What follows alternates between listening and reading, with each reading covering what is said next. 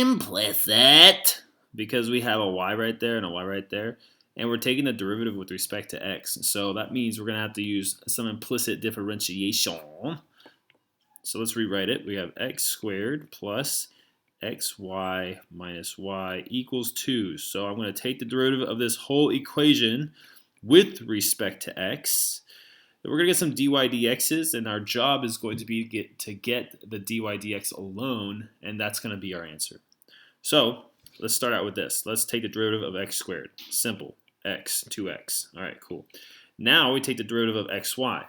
Not as simple. This one tricks a lot of people, and that's because we have x multiplying to the y, so that means we're going to have to do the product rule. So the derivative of x would be 1, and then we multiply it times y.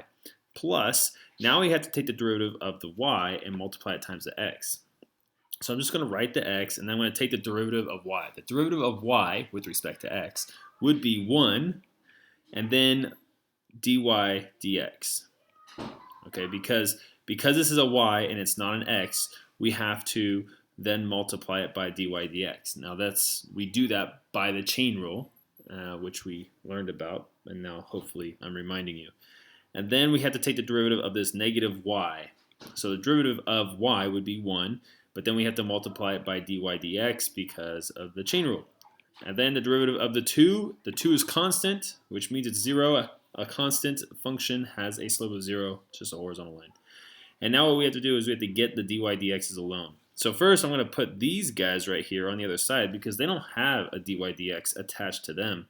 So I have x times dy dx,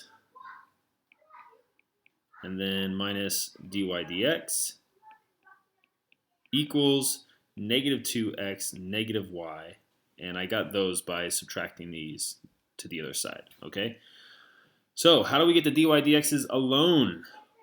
Well, because this term and this term are not like terms, we cannot combine them, but we can factor out a dy dx, which is what I'm going to do. And then what I get is an x and a minus 1. I got that because when I divide this by dy dx, I get x. When I divide this by dy dx, I get negative 1.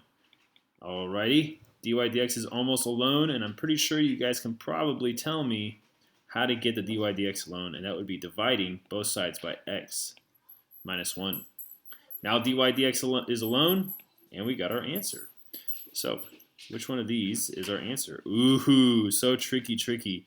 Okay, so now I don't see any numerators that look like my numerator, so I'm going to manipulate it a little by taking a negative out of the top. So I have 2x plus y. And on the denominator, I have x minus 1. Now, it looks like there's no negative 1 anywhere, so we're going to have to take a negative 1 out of the denominator. And to do that, I got a negative x and a positive 1.